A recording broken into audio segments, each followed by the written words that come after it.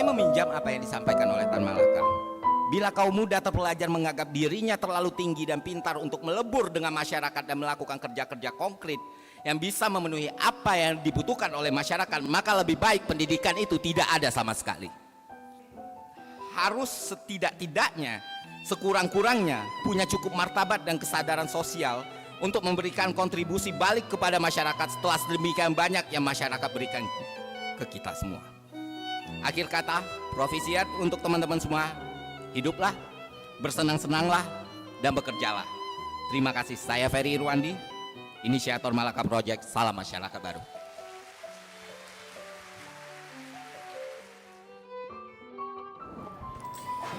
Oke. Halo warga sipil sekalian. Wow, gimana ya gue ceritanya? Gini aja. Dalam 1 bulan terakhir ini banyak banget peristiwa yang penting terjadi dalam hidup gue ya. Achievement, milestone, you name it lah. Beberapa minggu yang lalu baru aja dapat penghargaan kreator paling berpengaruh di Indonesia dan perkembangan Indonesia dari TV One sama Idea Award. Terus beberapa hari yang lalu gue dapat undangan buat ngisi orasi ilmiah di Disnatalis USU ke-72. Yang mana di momen itu gue berpidato di depan para profesor dan guru besar Sivitas Akademia Universitas Sumatera Utara, dan sungguh pengalamannya luar biasa lah. Tentu ini sebuah kebanggaan yang luar biasa buat gue. Oke. Ini pertama kalinya gue ke Medan ya. Ini pengalaman pertama gue ke Medan, ditemenin sama Muti, ditemenin sama Mas Walfi, terus juga ditemenin sama Akil, orang yang membuat dan ngedit video ini. Dan gue excited karena Sumatera Utara dan Medan itu punya banyak sekali hubungan dalam hidup gue. Teman-teman terdekat gue itu rata-rata orang Batak gitu. Gue nggak akan lulus STAN tanpa teman gue yang namanya Michelangelo Simbolon ya, yang terus nge-push gue untuk ayo bertahan, belajar. Terus gue punya teman akrab, yang mana teman akrab itu adalah gitarisnya istri gue, Ginda Panisitorus. Dan banyak lagi teman-teman yang berasal dari Medan ataupun Sumatera Utara yang gue kenal. Jadi ya sangat excited untuk pergi ke situ, dan syukur-syukur kalau bisa ketemu 1 atau 2 dari teman-teman gue waktu kuliah. Karena kan banyak penempatan situ juga. Hai, selamat datang di Jurnal Palrubaya. Hari ini gue mau jalan ke Medan. Ini pertama kalinya gue ke Medan. Dan ini juga pertama kalinya gue ngisi orasi ilmiah di perguruan tinggi negeri. Jadi ya excited. Let's go. So, ini barang bol Muti. Hah? Apa? Barang apa? Bareng. Ya emang enggak. Ayo emang kemana? Aku dengernya barang. Ini barang bol muti. Iya kayak barang.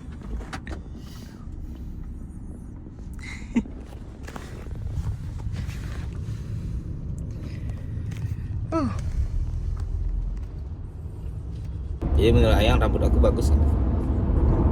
Enggak. Karena Enggak jelas potongannya. Enggak ada modelnya, maksudnya visinya enggak ada gitu loh. Potongannya juga enggak bagus gitu loh ya. ini di GI loh gue potong. Ya enggak peduli mau di game mau di mana, tapi yang jelas ini enggak bagus. Bentuknya jelek. Tapi aku nggak boleh potong pendek. Ini kan udah pendek. Mau pendekin lagi. Ada kayak gimana cepat mau jadi TNI ya? Iya. Ayang emang ada masalah dengan TNI? Nggak ada. Terus Ya, kok cuma kayak jelek kalau misalnya rambutnya kayak TNI, apalagi yang bukan TNI, jadi nggak ada tuh. Maksudnya nggak ada faedahnya yang potong kayak TNI. tapi badanku kan bagus. Nggak, buncit. Buncit. Banyak kan minum. Ya itulah Mutia ya. Kumis aku potong cukur habis aja ya. Yang ini mau jadi apa sih?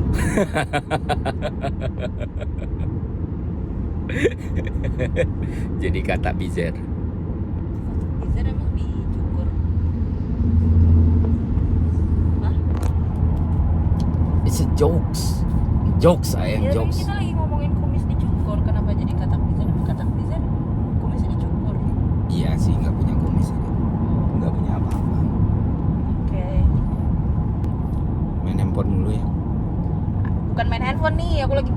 hancur. Ya Tuhan. Oke guys, jadi kayak gitulah. Sesekali kita ngevlog biasa aja ya, nggak ada sinematik pakai handphone.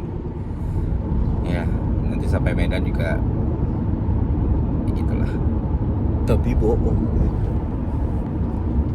Buat apa Akil ikut kalau misalnya nggak sinematik gimana? Atau ngomongin Coki? Nggak gitu dia gitu.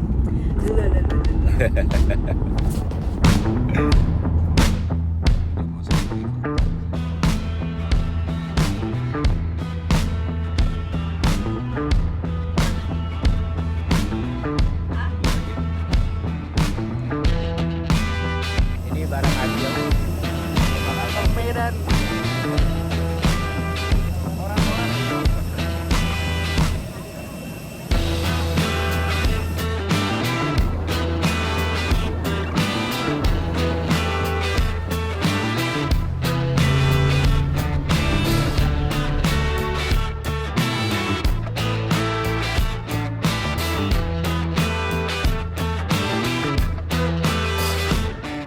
Nah, pertama kali gue nginjaki kaki di Medan rasanya itu menyenangkan karena orangnya ramah-ramah dan baik-baik semua. Wah, terharu ya kan. Lo bukannya orang Batak kasar-kasar bang, Batak keras-keras. Nah, ini gue definisikan sedikit. Oke, Sumatera Utara itu kan suku yang paling dikenal itu suku Batak ya. Tapi kalau kita bicara kota Medan itu udah bercampur banget, udah banyak banget dari orang Melayu, orang Jawa, Tionghoa dan lain sebagainya. Jadi ya udah merata banget di Medan. Kedua, bahkan orang Batak sekalipun gue nggak pernah nganggap mereka kasar ya. Mereka itu mungkin keras, vokal, tapi nggak pernah kasar dan selalu baik gitu loh. Yang kasar itu mungkin tempat daerah gue nih, Jambi ataupun orang Palembang itu ya bisa didefinisikan kasar. Kalau orang Batak ini enggak. Nah, sampai di sana yang pertama kali gue lakukan ya kulineran. Karena kan kita cuma semalam di Medan, besoknya gue udah pulang, jadi nggak sempat berjalan-jalan gitu atau menelusuri kota Medan yang sangat luar biasa ini. Ya, next time lah, lain kesempatan lah.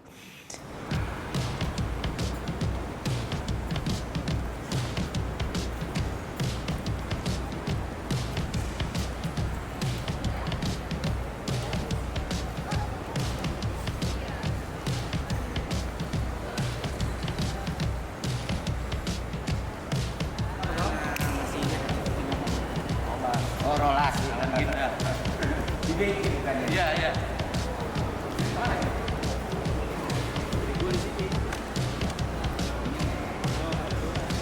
Aku dulu pernah.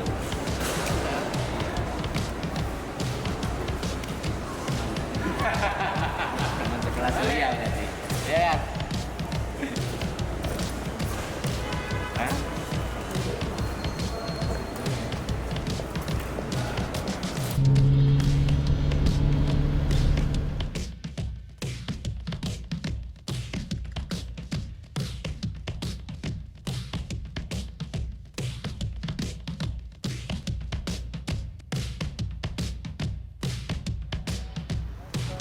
Oke, kita udah sampai di Medan. Kalau kalian cari di internet julukan kota Medan ini banyak banget ya. Dan belakangan yang sering melekat itu Gotham City gitu. Dan kenapa disebut Gotham City? Banyak betul alasannya. Ya, cobalah cari tahu sendiri. Yang pasti pertama gue sampai di Medan ini, pertama kalinya gue di Medan, makanannya enak banget. Gue makan di Tip Top, ya lumayan oke. Steak lidahnya. Gue nggak akan lama di sini. Tapi ketika sampai di Medan itu, memori gue, otak gue berputar kencang karena banyak sekali yang gue ingat, banyak sekali hal-hal yang menarik buat gue ya. Termasuk salah satunya dokumenter yang sangat-sangat kontroversial yang mungkin teman-teman udah nonton, Jagal itu kan di syuting di sini, terus orangnya juga di sini di kota ini, terus banyak lagi legend-legend lain, urban-urban legend lain, cerita lain dan lain sebagainya. Jadi ya, memang Medan itu selalu tidak kekurangan cerita. Kita mau makan durian dulu, jadi ya kita nggak lagi buat dokumenter, kita nggak lagi buat lipsus. Kita cuman lagi mau orasi ilmiah besok di kampus susu.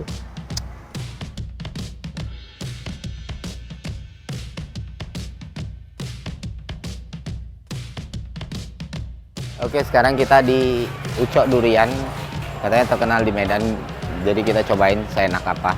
Karena gua sama Muti sama-sama pemakan durian dan semua orang makan durian di sini. Gue keinget lagi soal Medan ini, sempat juga baca-baca waktu bikin penelitian soal Medan ya, kaitan antara banyak masyarakat Medan yang terjebak human trafficking, banyak masyarakat anak-anak muda Medan khususnya yang kena jaringan human trafficking terus pergi kerja ke Kamboja itu banyak banget. Jadi ya emang salah satu pusatnya, salah satu transmitter ya. Ya bisa gue bilang ada di daerah sini juga. Tapi balik lagi, kita nggak lagi bahas itu, kita lagi mau melepas malam sebelum besok ngisi orasi ya. Jadi gue banyak ngebahas hal yang nggak gue rencanakan nanti ya, nggak usah, santai aja.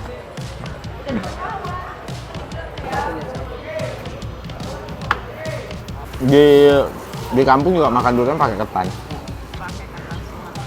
Iya. Lebih enak. Nggak tahu ya. Iya UMK.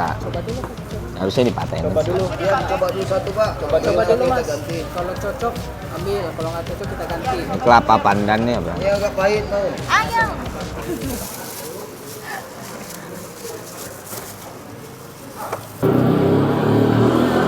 Ini enak. Ini enak. Neng ambilnya lagi, Neng. Makan Kil. Udah lah rekam tuh. Makan lagi. Dia Hah? nggak makan durian. Kau punya usaha tempoyak dan makan durian? Bang dia nggak makan? Nggak. Enggak makan Gil. Oh iya. Manusia mana yang nggak suka durian? Banyak Mas. Ya ini contohnya. Khas Medan. Wajib makan bawang.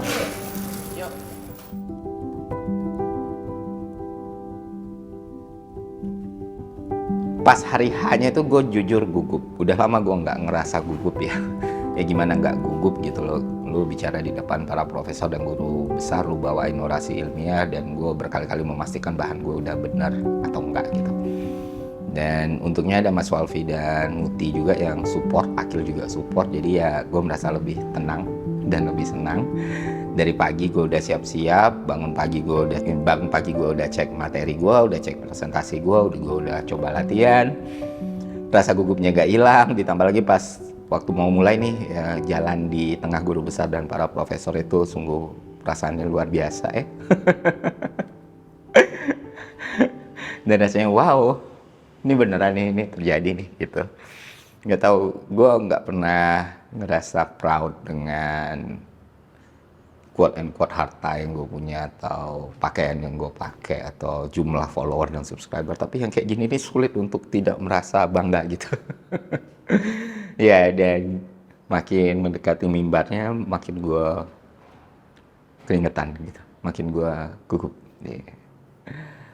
Dan ya gue berharap semoga gue bisa ngasih orasi ilmiah yang desain lah untuk didengar oleh orang-orang dan para guru besar ini.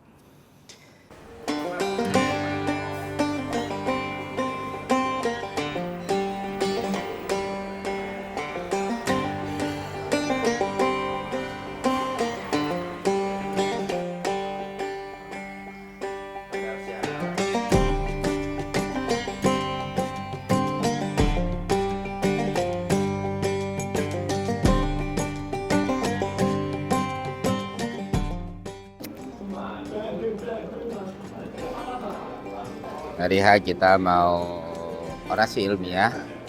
Jadi ada dua format yang gue siapin, satu teks, satu presentasi. Presentasinya pakai keynote, backgroundnya warna hitam. Kenapa demikian? Karena gini, satu tips buat teman-teman semua, kalau lu ada presentasi gitu di depan banyak orang, terus presentasi layar lu gede, nah usahain untuk PowerPoint lu itu tuh ya, bahan presentasi lu itu berwarna gelap. Kenapa demikian? Karena biasanya kan orang yang presentasi itu ada di depan layar atau seenggaknya di samping layar gitu. Nah ketika dia terlalu terang, lu main cahaya terang misalnya kayak putih, kuning atau apa, terus lighting dari depan tidak mendukung, maka jadinya jelek nih. Di belakang tuh bakal backlight. Ya kan, kalau lu di foto dan video hasilnya juga nggak bakal optimal. Tapi kalau lu pakai warna gelap, hitam atau apa tua, atau lu bikin under exposure gitu ya, lu nya spot on. Jadi ditembak pakai kamera itu enak. Nah itu salah satu tipsnya, dan itu yang gue biasa kerjain. Oh ya, gue masih ngerjain PPT gue sendiri, keynote gue sendiri, dan sekarang lagi sering pakai keynote.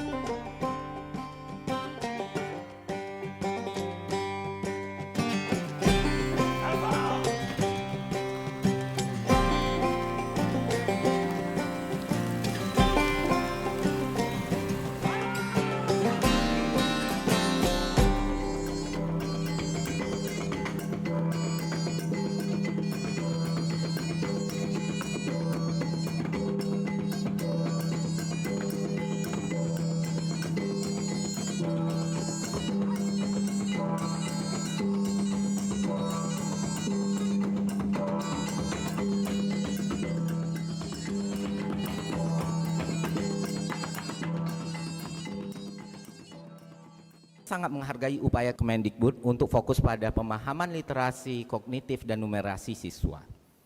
Tapi bagaimana kita bicara soal pemahaman literasi, soal kemampuan memahami membaca kalau anak-anaknya belum bisa membaca? Bagaimana kita bisa mendorong kemampuan numerik anak-anak kalau anak-anaknya belum bisa berhitung? Makanya fondasi dasar inilah yang harus diperbaiki, fondasi dasar inilah yang harus dibenarkan.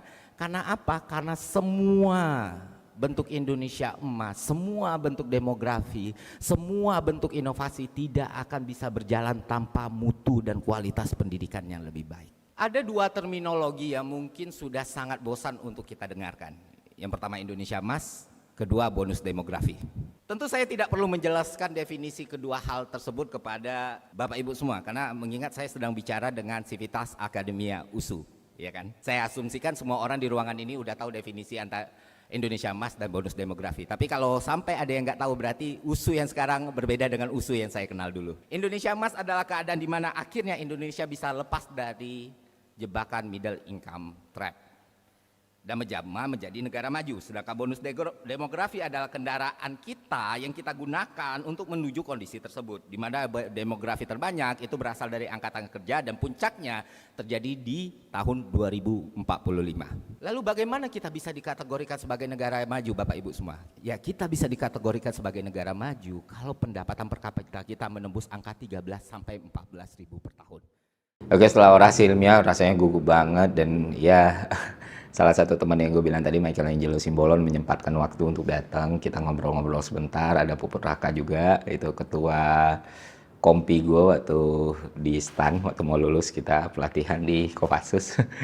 Kita ngobrol banyak banget dengan Muti juga. Dan ya, ini sebuah pengalaman yang luar biasa menyenangkan dan salah satu yang paling berharga dalam hidup gue. Gue nggak pernah tahu gue bisa achieve sesuatu lebih dari ini atau enggak. Tapi at least ini terjadi, Pak. Nah, orasi ilmiahnya kalian bisa tonton di Malaka Project ya, itu udah gue upload di sana, linknya gue taruh di bawah. Intinya harus gue akuin itu untuk pertama kalinya setelah bertahun-tahun gue ngerasain grogi ngomong di depan orang, ya tekanannya beda, pressure-nya beda, tapi syukurnya bisa dilewatin dengan baik. Dan ada satu momen yang luar biasa banget buat gue, yaitu momen dimana ketika gue selesai orasi ilmiah, ada salah satu profesor, guru besar di salah satu fakultas di USU, itu nepuk pundak gue, terus ngajak gue ngobrol, terus dia bilang ini yang dia ingat dalam beberapa tahun terakhir ini orasi ilmiah terbaik yang pernah dia dengar gitu. Wow, gila ya.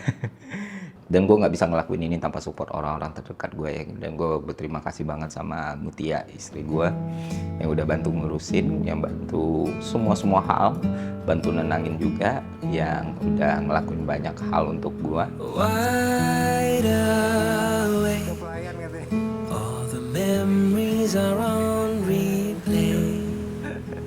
I reach for you, but you're thousands of miles away. Every heartbeat, every breath is filled with thoughts of you. I am so lost without you, and I don't know what to do.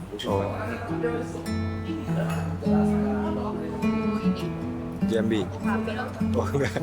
Daftar bis Kamu tuh hari ini mau makan apa kamu? Last night, apa aja yang ada di sana.